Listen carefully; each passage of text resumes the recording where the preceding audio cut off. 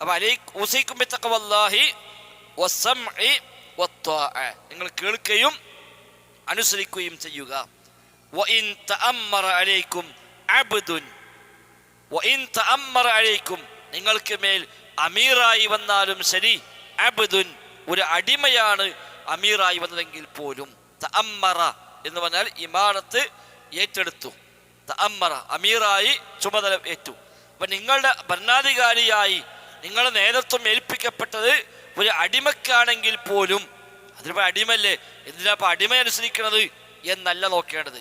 ആ സ്ഥാനത്ത് വന്നു കഴിഞ്ഞാൽ പിന്നെ അടിമ എന്നുള്ളതല്ല, പിന്നെ അമീറായി മാറി. അത് ഏത് കുടുംബമാവട്ടെ, ഏത് താന്നോനാവട്ടെ, അടിമയാവട്ടെ, എന്താണെങ്കിലും ശരി, ഇമാറത്ത് ഏൽപ്പിക്കപ്പെട്ട് കഴിഞ്ഞാൽ പിന്നെ അവർ അമീറാണ്. അവിടെ നിങ്ങളുടെ അമീറായി വന്നത് ഒരു അബ്ദ് അടിമയാണെങ്കിൽ പോലും നിങ്ങൾ സംഉം ത്വഅത്തും പാലിക്കണം. ഇതിന്റെ തന്നെ ചില റിപ്പോർട്ടുകളിൽ വഇൻ തഅമ്മറ അലൈക്കും അബ്ദുൻ ഹബശിയ്യുൻ എന്ന് കാണാം.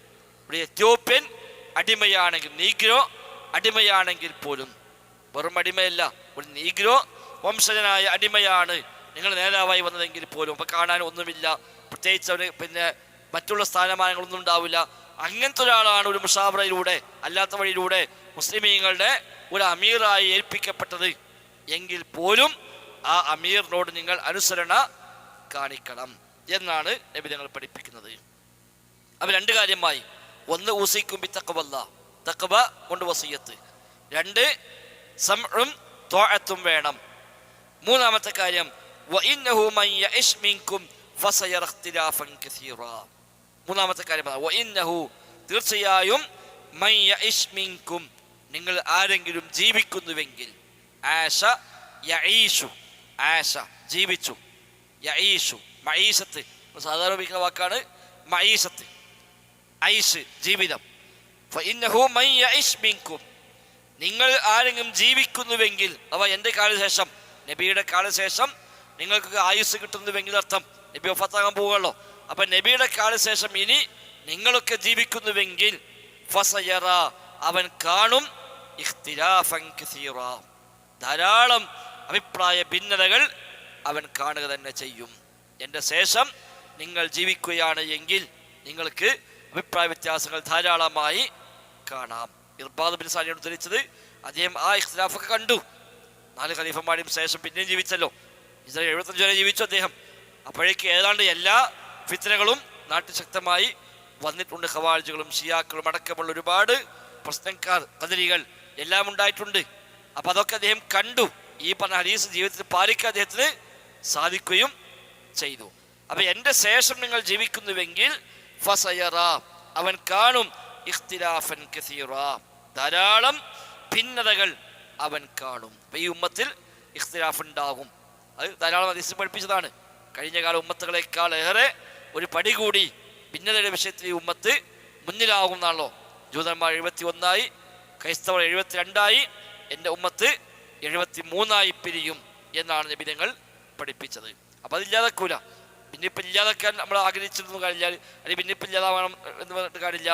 അല്ലെങ്കിൽ ഇപ്പം എന്താ ഒരുപാട് അങ്ങനെ ഇങ്ങനെയൊക്കെ ആയി, ഇപ്പം നമ്മളിഞ്ഞൊന്നും നീക്കില്ല എന്ന് പറഞ്ഞ് ഒഴിഞ്ഞു പോകലാണോ വേണ്ടത്? അതൊന്നുമല്ല. ഭിന്നിപ്പുണ്ടാകും, അത് തീർച്ചയാണ്. ഈ ഉമ്മത്ത് 73 വിഭാഗമായി മാറും. അത് 1000 കൊല്ലം മുമ്പ് കിതാബ് എഴുതി പഠിപ്പിച്ചിട്ടുണ്ട് 72 സംഘങ്ങൾ ആരാന്നുള്ളത്. 1000 കൊല്ലം മുമ്പ് ത്വാഹിറുൽ ബഗ്ദാദിയുടെ അൽ ഫർഖു ബൈനൽ ഫിറഖ് എന്ന കിതാബിൽ അദ്ദേഹം പേരെടുത്തു പറഞ്ഞിട്ടുണ്ട്. എടാ ചോക്കയുടെ ത്വാഹിറുൽ ബഗ്ദാദിയുടെ അൽ ഫർഖു ബൈനൽ ഫിറഖ്, അൽ ഫർഖു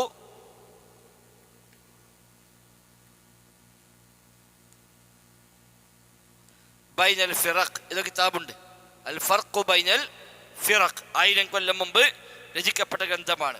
ആ കിതാബിൽ അദ്ദേഹം അന്ന് 72 സംഘങ്ങളെ പേരെടുത്ത് പറയുന്നുണ്ട്.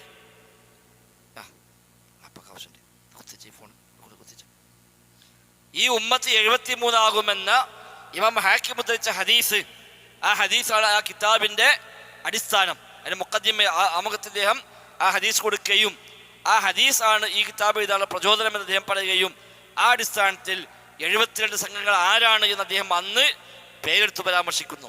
73 സംഘത്തെ മൊത്തം അദ്ദേഹം പറഞ്ഞു. 1 അഹ്ലുസുന്ന, ശരിയായ സംഘം അഹ്ലുസുന്ന. ബാക്കി 72 സംഘങ്ങൾ ഖവാരിജും ഷിയാക്കളും മുതലുള്ള 72 സംഘങ്ങളെ അദ്ദേഹം പേരെടുത്ത് പരാമർശിച്ചുകൊണ്ട് ഇവരൊക്കെയാണ് 73 സംഘം എന്ന് അദ്ദേഹം അതിൽ പ്രത്യേകമായി അന്ന് പഠിപ്പിക്കുന്നുണ്ട് 1000 കൊല്ലങ്ങൾക്ക് മുമ്പ്. ആ കിതാബിന് പേരിട്ടത് അൽ ഫർഖു ബൈനൽ ഫിറഖ്, സമാനമായ ഗ്രന്ഥമാണ് അൽ മിനലു വന്നിഹൽ എന്ന് പറയുന്ന ഗ്രന്ഥം. അതും ഇതുപോലെ തന്നെ വ്യത്യസ്തമായ സംഘങ്ങളെ പറ്റിയും അവരുടെ നിലപാടുകളെ പറ്റിയും പഠിപ്പിക്കും. ഈ കിതാബിനെ പ്രത്യേകിച്ച് ഓരോ പാർട്ടിയെ അദ്ദേഹം പരാമർശിക്കുകയും അവരുടെ നിലപാട് എന്താണ് എന്ന് അദ്ദേഹം പഠിപ്പിക്കുകയും ചെയ്തത്. ഓരോ വിഷയത്തിൽ അവർക്ക് എന്താണ് നിലപാട്, അവരുടെ ആശയം എന്താണ്, 72 സംഘത്തിനെയും പേരെടുത്ത് പറഞ്ഞുകൊണ്ട് ആ 72 സംഘങ്ങളുടെ ആശയം അദ്ദേഹം അതിൽ വിശദീകരിക്കുന്നു. അതൊക്കെ പിഴച്ച ആശയമാണ് എന്നും അഹ്ലുസുന്നയുടെ നയമാണ് ശരിയായ നിലപാട് എന്നും അദ്ദേഹം അതിൽ പഠിപ്പിക്കുകയാണ് ചെയ്യുന്നത്.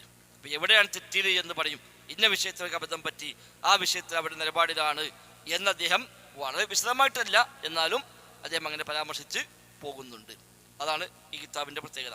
ഇത് 1000 കൊല്ലം മുമ്പ് എഴുതപ്പെട്ടതാണ്. അതിൻ്റെ ഇതാണ് വരിക. അത് ഇസ്ലാമിൻ്റെ ഒരു മുഴുജത്താണ്. അതിൽ അന്ന് 72 സംഘത്തിനെ വന്നു പിന്നെ പരാമർശിച്ചു പോയി. അവരൊക്കെ അന്നേ പിന്നെ രംഗത്ത് വന്നു. അവർക്ക് വാദിക്കാനുള്ള വാദങ്ങളൊക്കെ വന്ന് പറഞ്ഞു പോയി. ആ വാദങ്ങൾക്കെല്ലാം മറുപടിയും അന്നത്തെ പണ്ഡിതന്മാർ അവിടെ ഗ്രന്ഥങ്ങളിൽ ആയി രേഖപ്പെടുത്തി വെച്ചു.